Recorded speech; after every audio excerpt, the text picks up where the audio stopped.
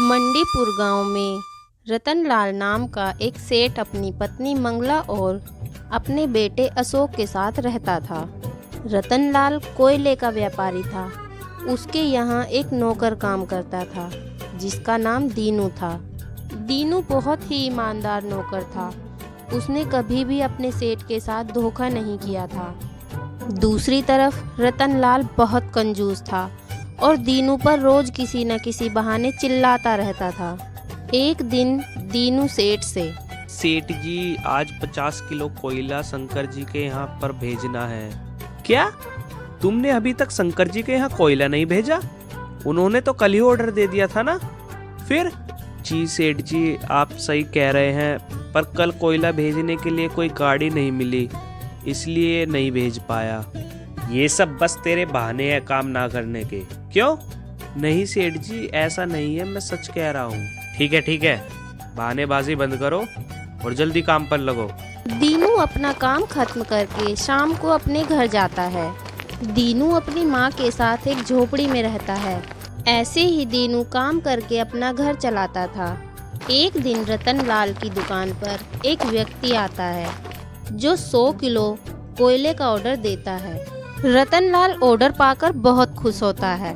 वह दीनू से कहता है, दीनू इस ऑर्डर में कोई भी गड़बड़ नहीं होनी चाहिए। जी सेठ जी आप चिंता मत कीजिए। दीनू सेठ के कहने पर 100 किलो कोयला तैयार करके रखता है। काम करते करते शाम हो जाती है। सेठ जी मैंने सारा कोयला तौलकर एक तरफ रख दिया है, कल उसे गाड़ी से ग्राहक के पास पहुंचा दूंगा। अच्छा ठीक है, सही से तो तोला है ना तूने? जी सेठ जी मैंने सही से कोयला तोला है। ठीक है अब तू जा। दीनू अपने घर चला जाता है। रतनलाल बहुत कंजूस था।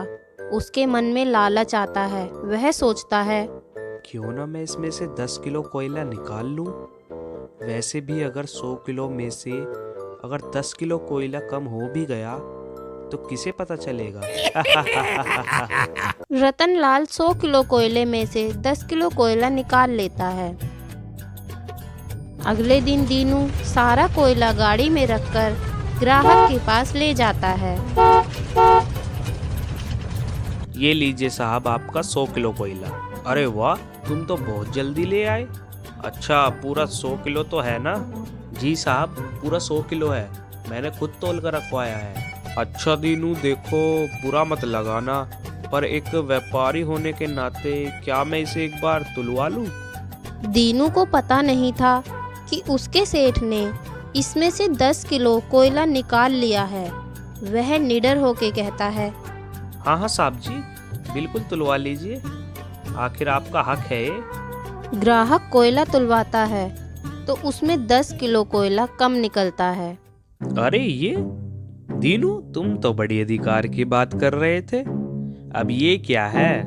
पूरा 10 किलो कोयला कम लाए हो। अच्छा हुआ तुलवा कर देख लिया, नहीं तो मुझे तो नुकसान हो जाता ना। पर ये कैसे हो सकता है? मैंने तो खुद पूरा 100 किलो कोयला तौल कर रखा था। देखो ये सब बहाने बनाना बंद करो और 10 किलो कोयला और लेकर आओ, समझे? दीनू जल्दी से वापस सेठ के पास आता है और कहता है, सेठ जी जो कोयला मैं लेके गया था ना उसमें 10 किलो कोयला कम है। रतनलाल सब कुछ जानकर भी अनजान बनता है। क्या? ये क्या कह रहा है तू? तूने ही तो कल पूरा 100 किलो कोयला तौल कर रखा था ना? जी सेठ जी आप सही कह रहे हो, पर जब उस ग्राहक ने कोयले को तोला तो उसमें 10 किलो कोयला कम था। रतनलाल सोचता है कि क्यों ना मैं इस दीनू को ही फंसा दूं। 10 किलो कोयले की चोरी का इल्जाम लगा दूं, फिर दीनू को ही कोयले के पैसे भरने पड़ेंगे और मुझे फायदा होगा। रतनलाल दीनू से कहता है, दीनू कहीं तुमने ही तो 10 किलो कोयला रास्ते में तो नहीं बेच दिया किसी को, जिससे तुम्हें ज्यादा कमाई हो जाए? नहीं सेठ जी आप ये क्या कह रहे हैं? मैं क्यों ऐसा करूंगा भला? मैंने ऐसा नहीं किया सेठ जी। अगर तूने ऐसा नहीं किया तो 10 किलो कोयला कम कैसे हो गया, जबकि वो सारा कोयला तेरा तोला हुआ था? बोल था ना? जी सेठ जी पर मैंने किसी को कोयला नहीं बेचा, मैं सच बोल रहा हूँ। सेठ दीनू की एक बात नहीं सुनता और उस पर 10 किलो कोयले का जुर्माना लगा देता है। दीनू यह सुनकर बहुत दुखी हो जाता है। वह सोचता है कि पहले से ही उसकी तनख्वाह बहुत कम है और अब उसे जुर्माना भी भरना पड़ेगा। नदी किनारे बैठा वह यह सब सोच ही रहा था। तभी एक पंडित वहां से गुजर रहे थे। दीनू को यूं परेशान बैठा देख पंडित दीनू से पूछते हैं, क्या हुआ बेटा, तुम इतने परेशान क्यों लग रहे हो? दीनू पंडित जी को सारी बात विस्तार से बताता है।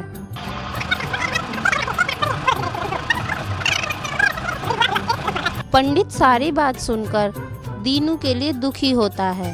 वह कहता है, तुम चिंता मत करो, मैं तुम्हारी मदद करूंगा। पंडित जी दीनू से कहते हैं कि तुम अपना कोई व्यापार क्यों नहीं करते, तुम कोई ठेला क्यों नहीं लगाते। पर पंडित जी, मुझे तो अच्छा खाना बनाना नहीं आता, मुझे तो बस कढ़ी चावल ही बनाने आते हैं, वो भी सिर्फ खाने योग्य। अरे तो कोई बात नहीं ना, मैं तुम्हें एक जादुई मसाला देता हूँ जिससे तुम्हारे कढ़ी चावल सबको बहुत स्वादिष्ट लगेंगे और फिर तुम अपने सेठ का जुर्माना भी चुका पाओगे। पंडित जी, आपका बहुत बहुत धन्यवाद। अगले दिन से दीनू कढ़ी चावल का ठेला लगाने लगा और सारी सामग्री में जादुई मसाला मिला दिया। जो भी उसके कढ़ी चावल खाता वह बस उंगलियां ही चाटता रह जाता। कुछ ही दिनों में उसके कढ़ी चावल बहुत मशहूर हो गए और उसके पास बहुत पैसे भी आ जाते हैं। दूसरी तरफ रतन लाल को उसके किए की सजा भगवान ने उसे दे दी थी। एक दिन वर्षा के कारण सारा कोयला गीला हो जाता है, जिससे उसका व्यापार बंद हो जाता है और उसे बहुत नुकसान होता है। एक दिन दीनू जुर्माने के पैसे लेकर रतन लाल के पास जाता है। सेठ जी, ये सब क्या हो गया? आपकी ये हालत कैसे हो गई? दीनू, मुझे माफ कर दो, ये सब मुझे मेरे कर्मों की सजा मिल रही है। मैंने तुम्हारे साथ धोखा किया था। उस दिन उन कोयले में से 10 किलो कोयले मैंने निकाले थे ताकि मुझे 10 किलो का मुनाफा हो जाए, पर भगवान ने मेरे किए की सजा मुझे दे दी। दीनू बड़ा मन रखकर रतन लाल को माफ कर देता है और उसके व्यापार में उसकी मदद करता है और रतन लाल अपनी कंजूसी और लालच छोड़कर फिर से अपना जीवन खुशी से जीने लगता है। इस कहानी से हमें यह सीख मिलती है कि हमें अपने लोगों का दिल कभी नहीं दुखाना चाहिए, वरना ईश्वर भी हमसे खुश नहीं होते।